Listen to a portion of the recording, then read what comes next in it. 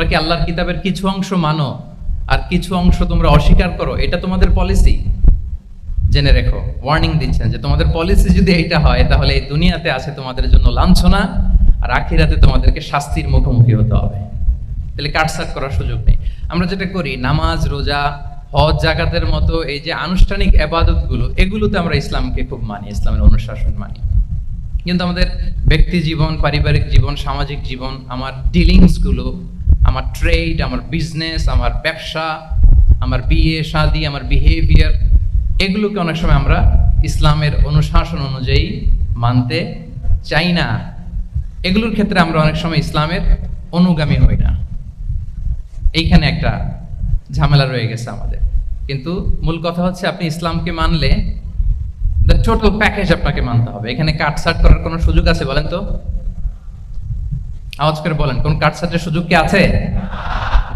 কারণ complete package, complete package, জীবনের প্রতিটি অঙ্গনকে ইসলামের অনুশাসন দিয়ে সাজানো, বা জীবনের প্রতিটি অঙ্গনে ইসলামকে অনুশীলন করার নামই হচ্ছে ইসলামিক লাইফস্টাইল। মূলত ইসলামই একটা lifestyle. Islam is not merely a set of beliefs and rituals, rather it's a lifestyle.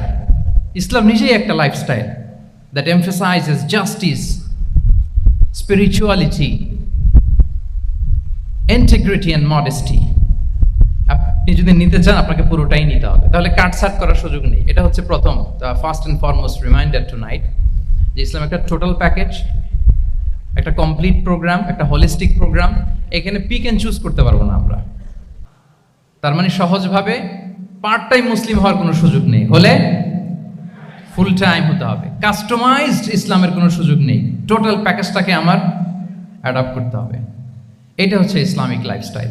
তো আজকের এই সেমিনারে আমি কিছু ট্রেটস বা the core values of Islamic lifestyle আপনাদের সাথে শেয়ার করবার চেষ্টা করব, যাতে করে ব্যাপারটা আরও ক্রিস্টাল ক্লিয়ার হয় যে আসলে what is Islamic lifestyle all about. আসলে এটা কি, কিভাবে এটা আমরা অ্যাডাপ্ট করব, কিভাবে এটার সাথে নিজেকে খাপ খাওয়াবো, কিভাবে এটা আমরা প্র্যাকটিস করব। তাহলে প্রাথমিক কথা অলরেডি ডান, যে কাটছাট আমরা করব না, পিক অ্যান্ড চুজ করব না, টোটাল প্রোগ্রামটাই আমরা নেওয়ার চেষ্টা করব। তো এখন আমরা কিছু কোর ভ্যালিউজের কথা বলবো, যেগুলো দিয়ে ইসলামিক লাইফস্টাইলের মূল ধরনটা আমাদের কাছে ক্লিয়ার হবে। ইসলামিক লাইফস্টাইলের কথা যদি আমাদেরকে বলতে হয়, প্রথম যেই ট্রেড, যে ক্যারেক্টারিস্টিক্স বা ভ্যালিউর কথা আমাকে বলতে হবে, সেটা হচ্ছে দ্য কনসেপ্ট অফ হালাল অ্যান্ড হারাম। ইফ দেয়ার ইজ নো হালাল অ্যান্ড হারাম, there is no Islamic lifestyle, for sure I am telling you. যদি হালাল হারাম না থাকে, এটা যদি আমরা মেনটেন না করি, এটা কোশ্চিন কালো ইসলামিক লাইফস্টাইল হবে না। আপনাকে হারাম থেকে যোজন যোজন দূরে থাকতে হবে, আর হালাল দিয়ে জীবনটাকে সাজাতে হবে। কারণ যেখানেই হালাল সেখানেই বারাকা। রিপিট, আমি আবারও বলছি, যেখানেই হালাল সেটার মধ্যে কি? হারামে কোনো বারাকা আছে?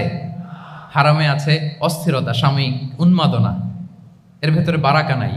হালালের ভেতরে আল্লাহ তাআলা বারাকা ঢুকিয়ে দিয়েছে। আচ্ছা, আপনারা বলুন তো, গরুর গোশত খাওয়া এটা হালাল না হারাম? হালাল। কুকুরের গোশত খাওয়া হালাল না হারাম? আচ্ছা, গরু বছরে বাচ্চা দেয় কয়টা? গাভী? আচ্ছা, একটা। কুকুর দেয় কয়টা? কয়টা? 7টা, 8টা, 10টা? ফ্যামিলি প্ল্যানিং নাই তো? দেদারসে দিচ্ছে। আচ্ছা, গরু হালাল, কুকুর হারাম। গরু বাচ্চা দেয় কয়টা? কুকুর দেদারসে দিচ্ছে।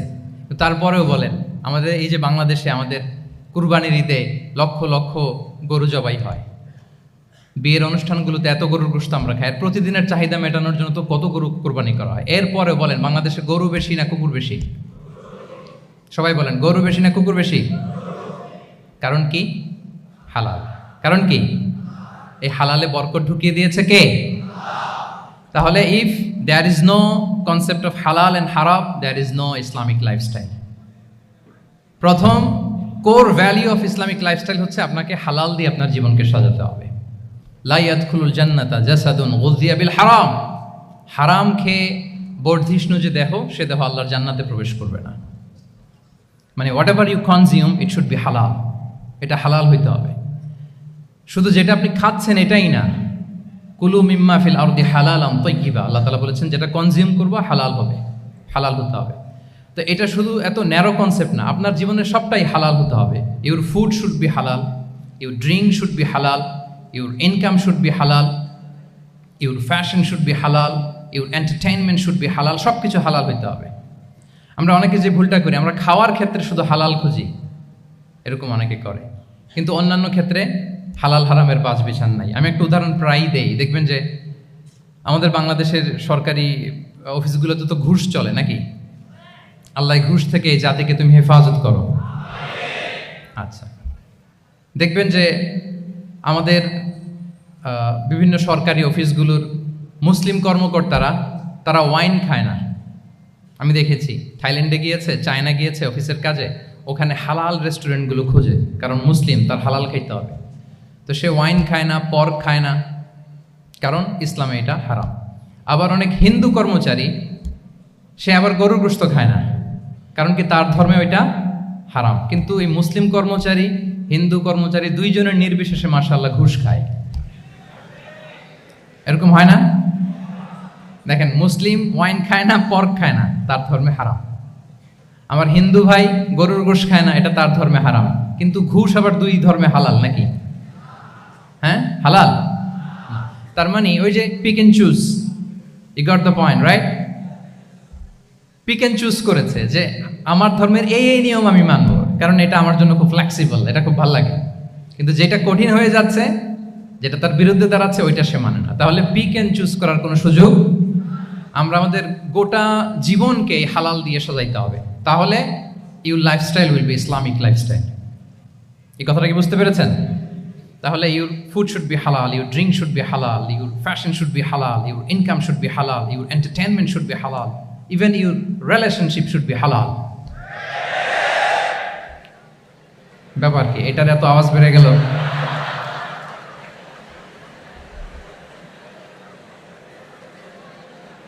এটা কমন পড়ে গেছে নাকি?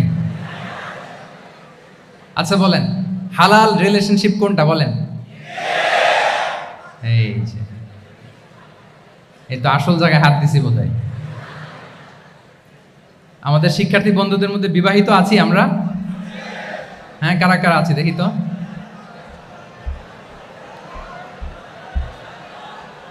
দেখি দেখি, মাশাআল্লাহ মাশাআল্লাহ, ঠিক আছে ঠিক আছে।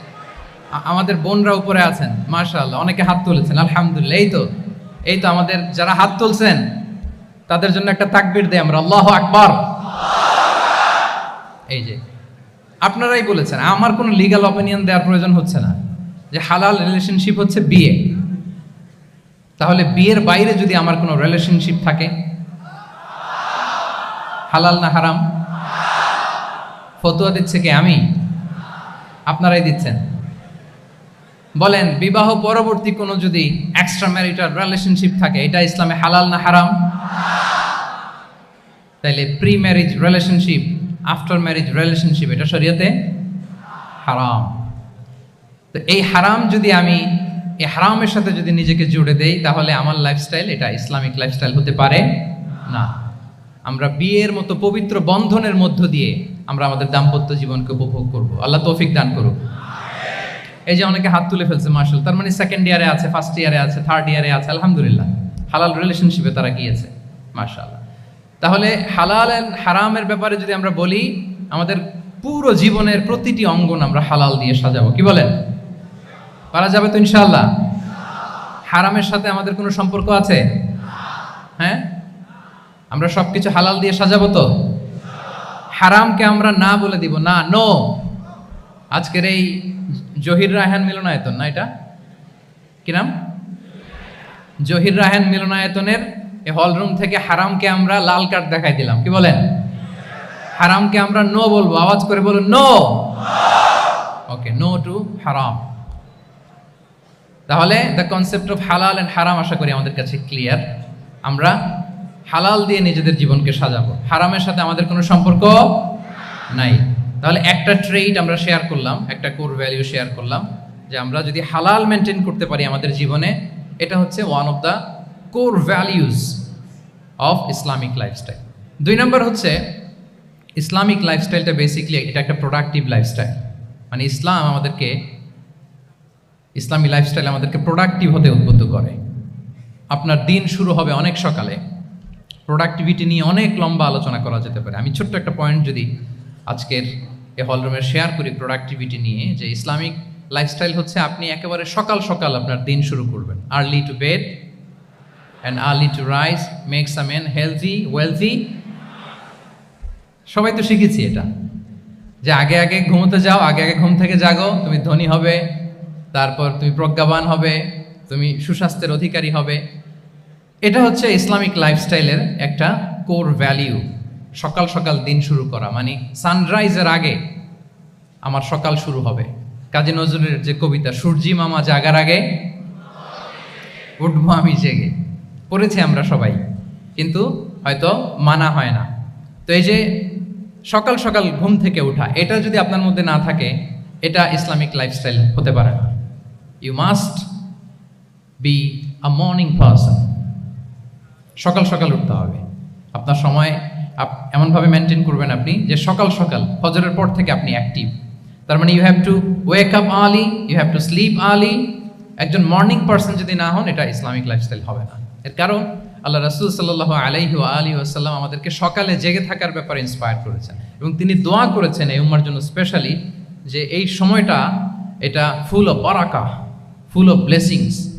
তিনি দোয়া করেছেন, আল্লাহুম্মা বারিক লি উম্মতি ফি বুকুরিহা। আল্লাহ এই উম্মতের বুকুরটা, মানে সকালের সময়টা, লেটস সে সানরাইজের পরে ৩-৪ ঘন্টা, এই সময়টাকে আল্লাহ আপনি বরকত দিয়ে ভরে দেন। এই সময়টাতে ঘুমানো যাবে না, এটা হচ্ছে বরকতের সময়। এবং আল্লাহ রাসূল সাল্লাল্লাহু আলাইহি সাল্লাম যদি কোনো সামরিক অভিযান প্রেরণ করতেন, এই টাইমে প্রেরণ করতেন, এই বুকুরের টাইমে। এবং সাহাবারা তাদের কোনো ট্রেড ক্যারাভান, ব্যবসায়িক কাফেলা যখন সেন্ড করতেন, এই টাইমটাতে সেন্ড করতেন, কারণ এই টাইমটাতে বারাকা। তো এখন নিজের সাথে মিলিয়ে নেন যে এই টাইমটাতে আমরা কি করি। আমি জানি না আপনাদের কি অভ্যাস। আমি এসে তো শুনলাম যে জাহাঙ্গীরনগর বিশ্ববিদ্যালয়ে নাকি যতজন শিক্ষার্থী, মানে ততজনের জন্য এখানে আবাসনের ব্যবস্থা আছে। বাংলাদেশের কোনো ইউনিভার্সিটিতে নাকি এটা নেই। আলহামদুলিল্লাহ, অসাধারণ প্রিভিলেজ, এখানে অনেক সুন্দর সুযোগ। তো এখন বলেন, আপনাদের সকালের রুটিন কি বলেন? ঘুমিয়ে থাকেন না জেগে থাকেন? হ্যাঁ, আচ্ছা, ফজরের পরে আমরা ঘুমাই কারা কারা দেখি? সর্বনাশ। আচ্ছা ঠিক আছে, হাত নামান। আচ্ছা, ফজরের পরে আমরা একটু এক্সারসাইজ করি, পড়াশোনা করতে বসি কারা কারা? মাশাআল্লাহ, আছে কিছু, ঠিক আছে, হাত নামান। এবার 2 বারের 1 বারও যারা হাত তুলেননি তারা হাত তুলেন। আপনারা কি করেন? এইটা হ্যাঁ, ডিভাইস। তো সম্মানিত সুধী মণ্ডলী, আল্লাহুম্মা বারিক লি উম্মতি ফি বুকুরিহা। আপনারা আমাকে এনেছেন ইসলামিক লাইফস্টাইল নিয়ে বলতে, তো আমাকে বলতেই হবে। ফজরের পরে ঘুমানো চলবে। প্রথমে আমরা হারামকে না বলে দিলাম, এবার আমরা না করে দিব কোনটাকে? হ্যাঁ, ফজরের পরে আজকে থেকে কোনো ঘুম চলবে। যদি আপনি চান, একটু দূরে সরাইতে হবে, যে ড্রোনগুলো একটু দূরে সরাইতে হবে। ফজরের পরে আজকে থেকে আমি এখানে জবরদস্তি করব না, শুধু আপনাদের সামনে আমি প্রেজেন্ট করছি। যদি সেমিনারের যে টপিক নিয়ে আপনারা শুনতে এসেছেন, এটা যদি আপনি অ্যাডাপ্ট করতে চান, অনুশীলন করতে চান, হ্যাঁ, ফজরের পরে আজকে থেকে কোনো ঘুম চলবে। এই সময়টাতে অনেক বারাকা আছে। তো কি করতে হবে? এটার জন্য আগে আগে ঘুমোতে হবে। কি বলেন? অনেকে ফজরের এই বরকতময় সময়টা তারা ঘুমাতে ঘুমাতে মিস করে। এর কারণ দেরিতে ঘুমোতে যাওয়া। আগে আগে ঘুমানোর অভ্যাস করতে হবে, কিন্তু আগে তো ঘুম আসে না, তাই না? এই যে ডিভাইস আমাদেরকে ঘুমাতে দেয় না, আমাদের শান্তির ঘুম কেড়ে নিছে এই ডিভাইস অ্যাডিকশন, স্ক্রিন আসক্তি। এই স্ক্রিন আসক্তি আমাদের শান্তির ঘুমকে কি করেছে? কেড়ে নিয়েছে। আল্লাহ তাআলা রাতকে বানিয়েছেন ঘুমের জন্য। ওয়াজআলনা লাইলা লিবাসা। লিবাস মানে আবরণ। আমি রাতকে বানিয়েছি পোশাকের মতো আবরণ করে, যে আবরণ রাত্রিবেলা নিঝুম নিস্তব্ধ অন্ধকার দিয়ে ছেয়ে দেয়। ফলে মেলাটিন নামে একটা হরমোন নিঃসরিত হয়, আমাদের ঘুম ঘুম ভাব আসে। ঘুমের জন্য আল্লাহ তৈরি করেছেন রাতকে। এরপরে আল্লাহ তাআলা বললেন, ওয়াজআলনা নাহারা মাআশা। আর দিনকে বানিয়েছি আমি প্রাণ চঞ্চল করে। দিনে আমরা কাজ করব, তাহলে রাতে আগে আগে ঘুম, আর দিনের বেলা আল্লাহ তাআলা আমাদেরকে কাজ করার জন্য সৃষ্টি করেছেন। কিন্তু এই সাইকেলটাকে আমরা ঘুরাই ফেলছি। রাতে যত দেরি করে আপনি ঘুমাবেন, সকালে ঠিক তত দেরি করে আমাকে উঠতে হয়, ঠিক কিনা বলেন? তাহলে ফজরের পর বকুর পিরিয়ড অফ টাইমটাকে কাজে লাগাতে হলে রাতে আমাদেরকে আগে ঘুমাতে যেতে হবে। রাতে কি করতে হবে? আগে ঘুমোতে যেতে হবে। তাহলে 1 নম্বরে কি বললাম? কনসেপ্ট অফ হালাল এন্ড হারাম। 2 নম্বরে বললাম প্রোডাক্টিভিটি। ইসলামিক লাইফস্টাইল হচ্ছে একটা প্রোডাক্টিভ লাইফস্টাইল। এটা মেনটেন করতে হলে প্রোডাক্টিভিটির অনেক কথা। একটা কথা হচ্ছে সকাল সকাল আপনার দিন শুরু করুন। কি পারা যাবে তো ইনশাআল্লাহ? সবাই একসাথে পড়ে ইনশাআল্লাহ। এই যে আমাদের দেরি করে রাতে ঘুম আসে, স্ক্রিন আসক্তি, এই ডিভাইস আমাদের আরামের ঘুম কেড়ে নিছে কেন জানেন? এর কারণ হচ্ছে আল্লাহর দেয়া যে ফিতরাত, এই ফিতরাতকে আমরা উল্টে দিয়েছি।